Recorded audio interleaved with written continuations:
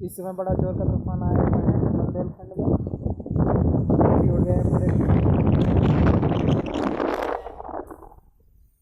बड़ा जोरदार का तूफान। आपको दृश्य दिखाते हैं ये